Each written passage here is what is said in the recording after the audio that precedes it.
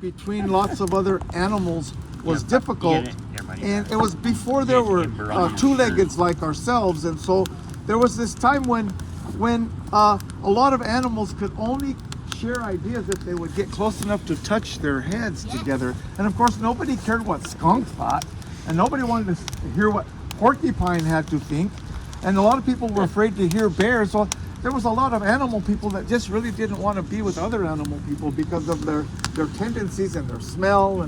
But it got so difficult here in this place before there was people that they all decided that they would go ahead and get over their differences and have a big meeting one time. And after, of course, who invited like grasshopper or pollywog? I mean, there's a lot of beings that just don't get included because they're too small, too insignificant. But of course, bear and elk and all the beautiful ones, mountain lion, everybody shows up and they tolerate each other and they bump heads. And of course, everybody has a lot more room to get onto somebody else's big head. Nobody could tell what Toad was thinking because Toad has like 3,000 cousins and they all look alike. But everybody's having a difficult time, but they finally come to the conclusion that what we need is something to help us see here because it's dark, and something to stay warm because it's cold. And so they start putting up a petition to the Creator. And Creator's pretty funny and he's pretty smart. And he asks his wife, what should I do? They're making a lot of racket down there. She says, be nice to them, dear. Okay, if I have to. So he goes down and he's listening, and he waits and he waits and he waits. And finally he goes, what's the ruckus? What's all this noise down here? And they all, well, it's cold and we want to be able to see. And he goes, oh, and being really smart, he just goes, oh, so it's cold and you want to see, huh? Always asking a question instead of telling them what to do. And so they go on for a long, long time, having a difficult time, and Creator keeps just answering them back whatever they say. And finally they go, well, we want to do something about it. He goes, aha, you want to do something about it. Well, what can you do? And they say, well, we don't know. He goes, oh, you don't know, do you? And that went on for a few more eons. Well, finally, they made such a ruckus that one day his wife said, here, just, go help them a bit. Give them some kind of clue. And so he comes down and he says, all right. There's a place at the deepest part of the deepest water that you'll find something that will help you. And so they start making a plan based on that intel. Everyone's, well, where's the deepest water? And it turns out that some of the least talked to beings were the ones that could live both above the water and below the water, the amphibians. And Toad and his cousins, although they were quiet, they used to sing at night a long time ago, and they had the most beautiful voices. The most beautiful choral voices in the entire animal world. And so they loved to sing at night. And so the only time you ever heard from them was from far away, but they didn't show up at all the public meetings. And even though they came to that big meeting that day, the meeting was over before anybody even noticed to invite them. So they show up, they keep showing up, but this particular day, bear, elk, mountain lion, all the great ones, jaguar, everybody's talking and they're saying, everybody listen, we have a way to solve this problem, but we need people, animal beings that can really go to the deepest places. And of course, people didn't even ask fish anything. Whale had to come to the surface and say, I have some ideas. And, well, but nobody could hear it because they didn't want to go out there to touch heads. So after all kinds of bumping heads and consulting, the plan is that bear, being the tallest, strongest, most powerful being, and white bear, the king of all the bears, and grizzly, they said, we will take our big teeth and our big claws and our weight, and we will rip our way down into the deepest part of the deepest water. And we will find this, whatever it is. And so they do it. And they come back a long time later going, oh, we cannot do this. It's too far.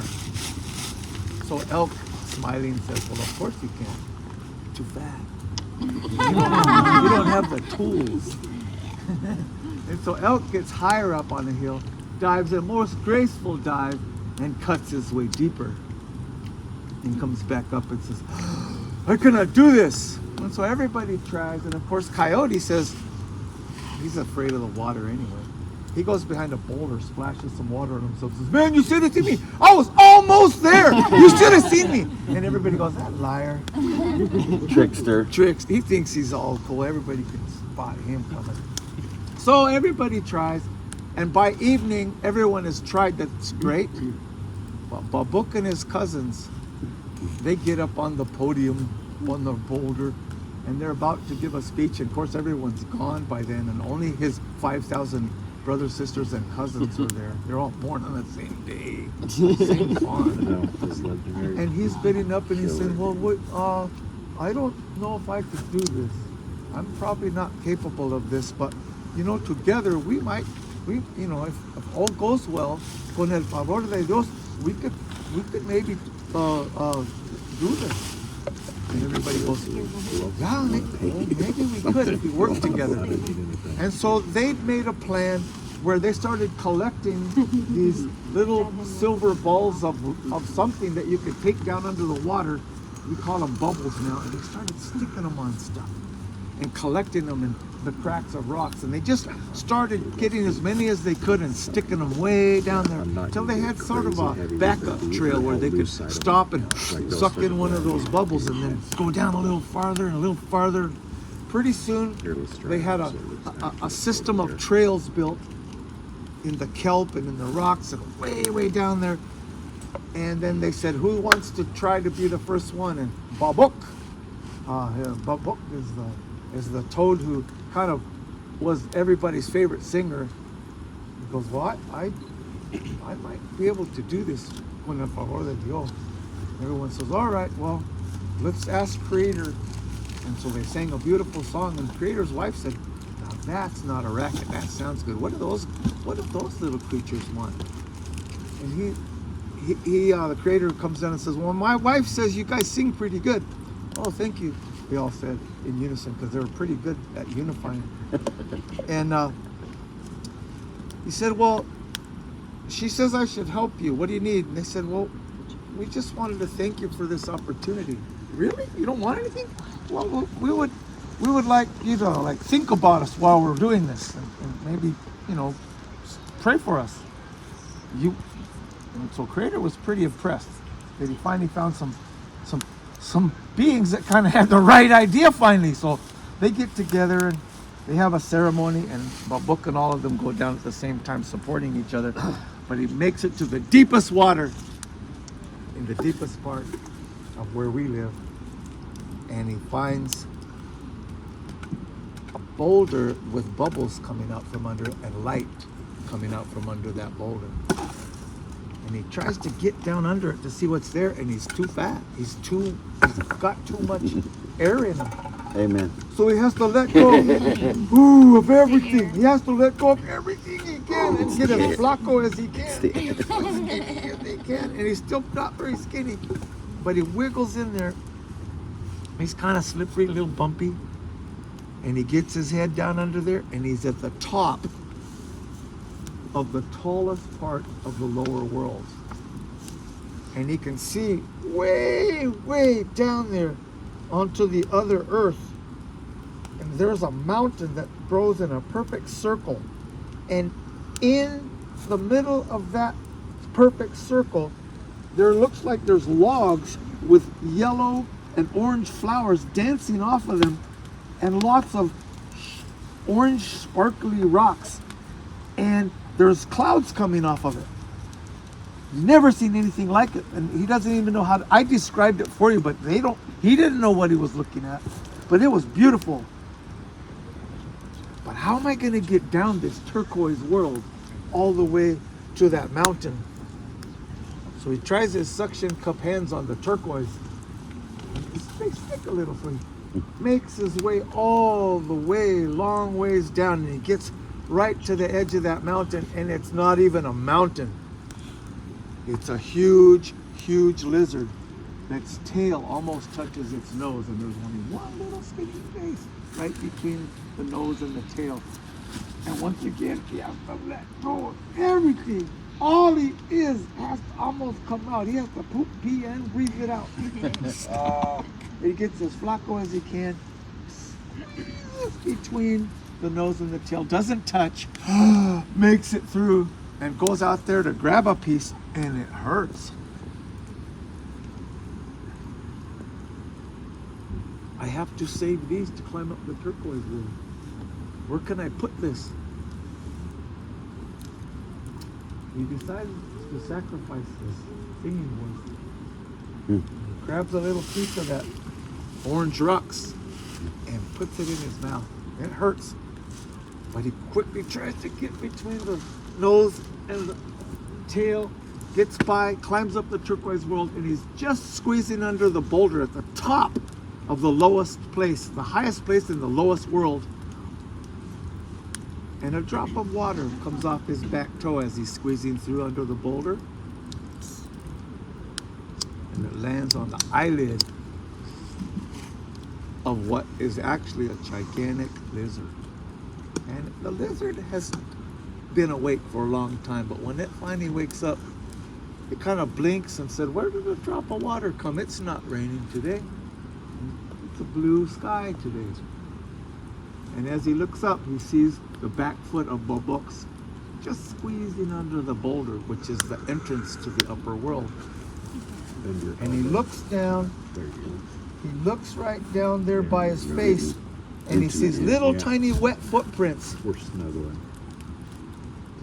And they've gone all the way into his treasure, and he's pretty jealous, and he knows what's missing. There's a piece missing, a little tiny piece missing.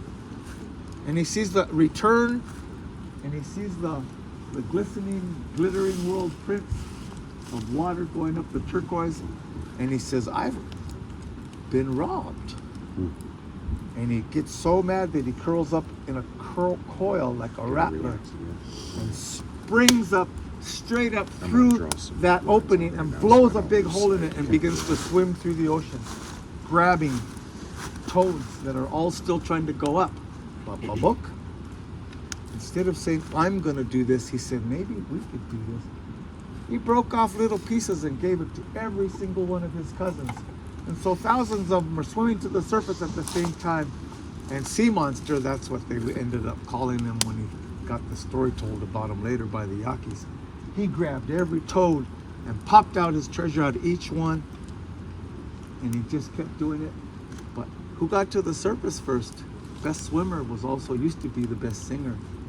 Bobok comes up on the shoreline, and he gives some to coyote, he gives some to black-tailed deer, he gives some to crow and to bear. And you know, a lot of them were really bright white animals with shiny white hair.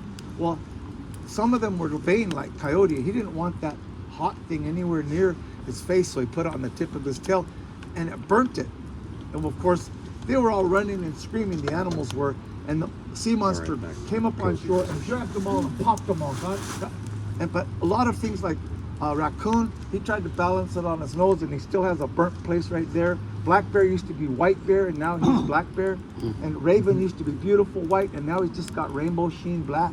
And everything that happened to them happened because they got burned trying to get away with some last little piece of this treasure to solve that problem of being cold and not being able to see at night.